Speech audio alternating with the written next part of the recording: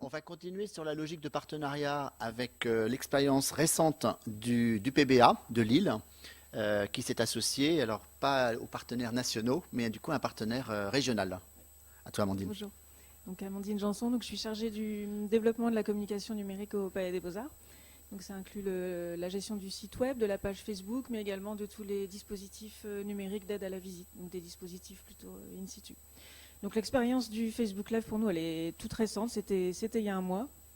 Je vous présente rapidement la page Facebook du musée, donc elle a été créée en 2011. On a aujourd'hui une communauté qui approche les 20 000 fans. Je vous ai mis le petit récap pour vous situer un petit peu le paysage culturel régional. Donc on se défend, hein, on est en troisième position derrière le Louvre-Lens. Et donc l'événement de l'automne pour nous, c'est l'exposition qui est consacrée à Jean-François Millet. Donc une grande rétrospective qui est doublée d'un volet contemporain qui s'appelle Millet USA. Et donc autour de cet événement, et plus précisément le jour de l'ouverture au public, c'est France 3 Nord-Pas-de-Calais qui nous a proposé de réaliser un Facebook Live. Donc l'expérience dont je vous parle, c'est pas à proprement parler une expérience que nous avons réalisée, mais bon, elle s'est montée voilà, dans le contexte de la journée presse organisée avec les médias dans l'exposition. Donc ça a été effectivement annoncé le jour même sur nos pages Facebook, donc celle de France 3 et la nôtre.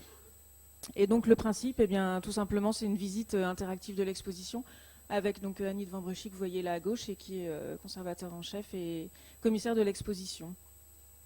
Donc c'est un Facebook Live qui a duré à peu près 28 minutes, qui a alors totalisé un nombre de vues de à peu près 20 500 vues. Et effectivement, l'intérêt pour nous, c'était essentiellement l'interaction avec le public, puisque la journaliste répondait en direct dans l'exposition et parfois même devant un tableau précis. La question portait, c'est comme si elle avait eu le groupe de visite avec elle dans l'exposition. Donc ça, c'était particulièrement intéressant. Le fait que ça se soit fait le jour de l'ouverture, aussi et pas un mois après. Donc c'était vraiment aussi le côté un petit peu exclusif. L'exposition n'a pas encore été dévoilée au public à ce moment-là. Et donc ce qui était intéressant en parlant de commentaires et de réactions, c'était effectivement le phénomène de discussion en fait entre les personnes qui visionnaient le live et qui se répondaient entre eux. Donc ça c'est assez intéressant et généralement les questions et les réponses étaient tout à fait pertinentes. Donc on a eu bien sûr beaucoup de témoignages de j'ai tellement envie de voir l'expo, etc.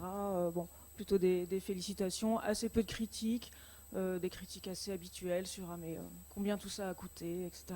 Bon, question de budget, de politique publique, etc. Mais bon, globalement beaucoup de bienveillance. Et puis tous nos fans aussi qui se saluent et qui font coucou de l'étranger. Donc ça, je trouve ça assez amusant parce que du coup, ça nous donne aussi une ampleur. Un petit peu de l'étendue de la communauté dans le monde. Donc voilà, donc ce que je vous disais, c'est ce qui est intéressant pour nous, c'était de dévoiler un petit peu l'exposition en exclusivité. Les vernissages et les journées presse, voilà, sont des journées qui sont effectivement réservées à un petit nombre d'élus et qui suscitent beaucoup d'envie de la part du public. Donc quelque part, c'était une manière de les amener avec nous sur ces événements-là. Donc l'interactivité, on en a parlé. Et donc l'interactivité avec l'institution, pas réellement, puisque c'est la journaliste qui soit répondait en direct, soit pour reposer la question à la commissaire d'exposition. Alors on a eu effectivement des tout petits soucis techniques. La journaliste était très à l'aise, parlait très distinctement. Notre conservatrice un peu moins, et donc elle était parfois peu audible. Mais bon, ça fait partie du jeu. C'était une première aussi pour nous. Et donc le fait de mettre ces personnalités en avant, les conservateurs, on les voit peu dans les musées, donc ça pour nous c'est intéressant.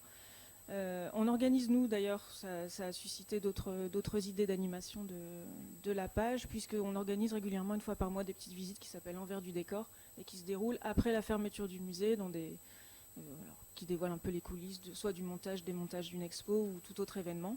Et donc l'idée nous est venue aussi de décliner ce Facebook Live dans des conditions tout à fait faciles à mettre en œuvre, puisque c'est un petit groupe de visiteurs pendant 1 heure dans les coulisses du musée. Donc ça, c'est une idée de déclinaison possible du Facebook Live qui a émergé suite à cette expérience.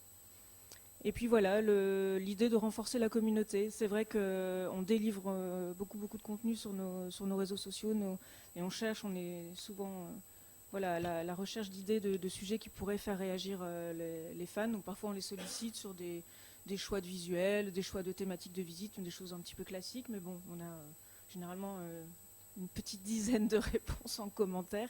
Alors que là, voilà, on a senti la force de la communauté. Et donc voilà, je pense que vraiment, là, l'initiative est venue de l'extérieur, en l'occurrence de notre partenaire France 3 Nord-Pas-de-Calais, mais je pense que ça va faire bouger les choses du coup chez nous. Et l'idée aussi, on a cette réunion de service, la réunion hebdomadaire du service com qui peut aussi servir un petit peu de base comme une réunion éditoriale en fait, où on lancerait...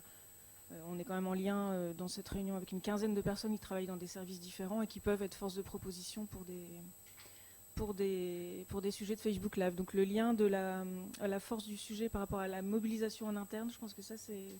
Vous en parliez tout à l'heure et ça, voilà, ça a émergé aussi récemment avec cette expérience.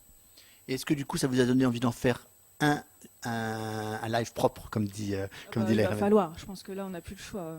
Oui. Mais il faut qu'on le teste parce qu'en termes de matériel, voilà, faut pas que ça fasse trop bricolé. Là on avait la chance d'avoir les moyens techniques de France 3, donc si après on fait quelque chose de moyen, ça va se voir. Une question.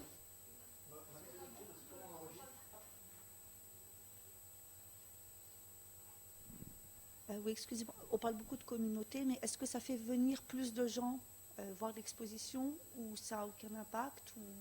Voilà. C'est un petit peu tôt pour le dire. Non Dans les commentaires, c'était oui, j'ai très envie de venir voir cette exposition, dommage, je suis trop loin de Lille, etc. Ça donne une tendance. Après, dans les chiffres... Vous pouvez le savoir, mais c'est pas fait pour. On va pas se mentir. C'est comme si je vous disais, est-ce que le fait d'avoir fait des 4x3 ou des trucs, ça fait venir des gens? Ça a fait connaître, mais est-ce qu'il y a une répercussion en lien de cause à effet? Vous pouvez pas savoir. Mais vous pouvez quand même essayer de savoir. D'abord, effectivement, ma voisine dit c'est pas l'objectif. Effectivement, c'est plus de la notoriété ou c'est plus de faire connaître à des publics qui n'auraient pas forcément pensé de savoir que ça existe. Une chose que vous pouvez faire, un truc très bête, c'est une technique de vente en ligne, hein, toute bête, qui est pendant la durée du live, ce que j'aurais pu faire là maintenant, par exemple avec mon livre, je veux dire, pendant cette durée-là, vous avez un code exceptionnel qui vous permet de vous inscrire et d'acheter avec un code de réduction.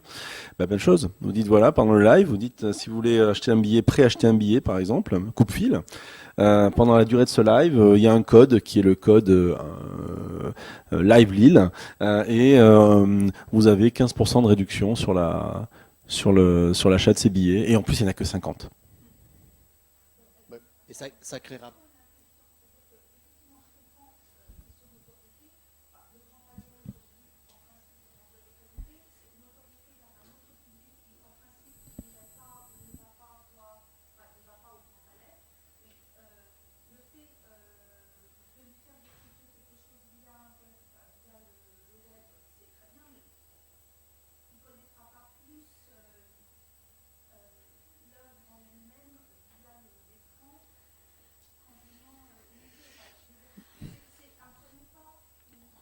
Mais en fait,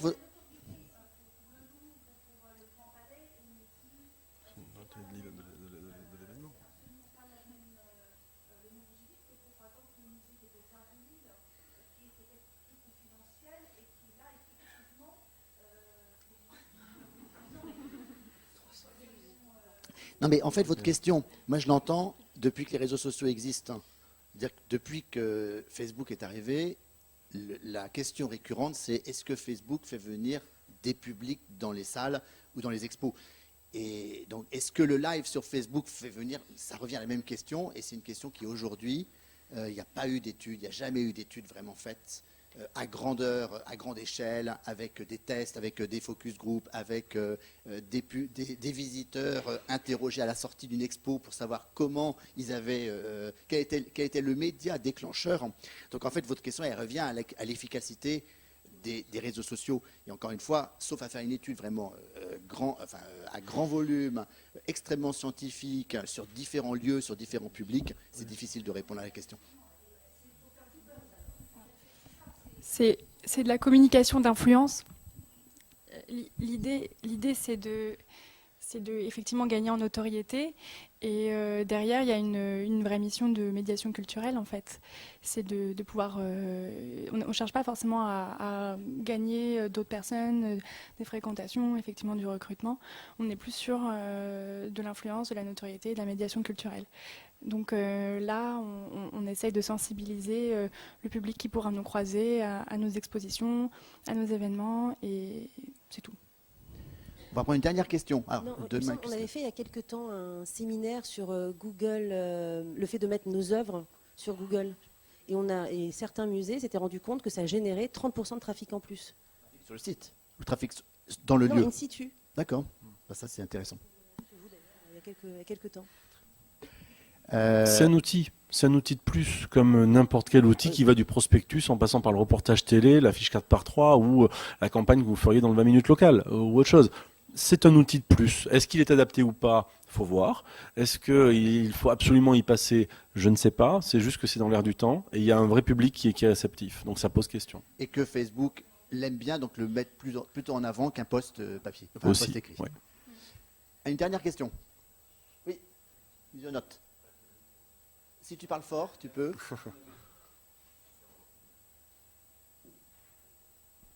Tu appuies bien sur le petit bouton. C'est bon? Oui. Moi, j'avais une question très courte. C'était juste savoir si les lives permettaient de fidéliser une communauté ou de développer sa communauté. Est-ce que vous l'utilisez plus pour développer ou pour fidéliser? Moi, je reformule la question. Est-ce qu'il y a une augmentation du nombre, par exemple, de C'était ma followers question, sur Facebook ou sur Twitter après un live? Là, c'est difficile à mesurer. Enfin, on n'a pas regardé forcément ces stats-là. On a une communauté qui grossit beaucoup de manière organique en permanence. Donc, j'aurais tendance à dire qu'étant donné que la portée est assez forte, on fait du recrutement. Après, c'est une manière de fidéliser et de recruter en même temps, quoi. Pour nous, c'est les deux. Mais l'objectif, je dirais en priorité quand même fidéliser et animer. Alors, je vais répondre à votre question de manière indirecte. Je voulais finir après avoir été à Lille et après avoir vu les expériences Luxembourg et Grand Palais. On va refaire un petit tour du monde. Je voulais juste vous donner des exemples de live que j'ai vus sur les musées anglo-saxons, que j'ai trouvé un peu originaux. Donc, le V&A, pour son exposition, une exposition sur la mode, a fait un défilé de mode au mois de novembre, qui a eu une très grosse audience sur Facebook, avec toute la réserve évoquée avant. On parlait de partenariat. Le V&A aussi, c'était en octobre, a fait un partenariat avec l'Opéra de Londres et la BBC. Ils ont fait un Facebook Live à 3, qui a eu aussi une très très forte audience lorsqu'on agrège les audiences des trois supports. Et dernier exemple que j'ai trouvé très intéressant, c'est la première fois que je le voyais, mais peut-être que ça a déjà été fait en France, au Métropolitane le 7 novembre, il y a eu une visite live en langage des sourds. Je trouve super intéressant cette idée. C'était 40 minutes. Ça fait 50 000 visionnages, 714 partages, 2700 commentaires ou j'aime. Et je trouve que c'est une super bonne idée pour l'accessibilité. Alors, je ne sais pas si ça a déjà été fait en France, si vous l'avez déjà fait vous, mais je trouve que c'est une bonne idée à piquer à nos amis du Métropolitane. Et je voulais finir sur, après les États-Unis et l'Angleterre, sur la Chine. J'ai la chance de pouvoir accompagner plusieurs institutions culturelles françaises sur les réseaux sociaux chinois, notamment le Louvre. Et on parlait tout à l'heure de longue traîne. Alors, en Chine, la longue traîne est vraiment une longue traîne, puisqu'on a fait déjà 6 lives sur le Louvre, Orsay, Paris Musée. On a fait 6 lives donc, sur Weibo et sur WeChat depuis 1 an et demi. Et quasiment chacun de nos lives fait 100 000 visionnages de la vidéo en global, mais 10 à 12 000 pendant le live. Donc multiplicateur 9 à 10 sur la longue traîne. Et là, je vous parle de longue traîne. On a eu un cas de longue traîne alors qui est hallucinant. On a fait un live avec Nico pour le Louvre sur Tencent il y a 1 an et demi, où on avait fait, sur Tencent Video, on avait fait 8000 en live. Donc on a dit, on va abandonner Tencent parce que ce n'est pas un bon support pour le live. Et la semaine dernière, par hasard, on retourne sur Tencent, voit la vidéo. Et la vidéo a été visionnée 27 millions de fois en 18 mois. Donc là, c'est méga. Alors, je n'ai pas fait le calcul de démultiplication. Je suis très mauvais en calcul mental.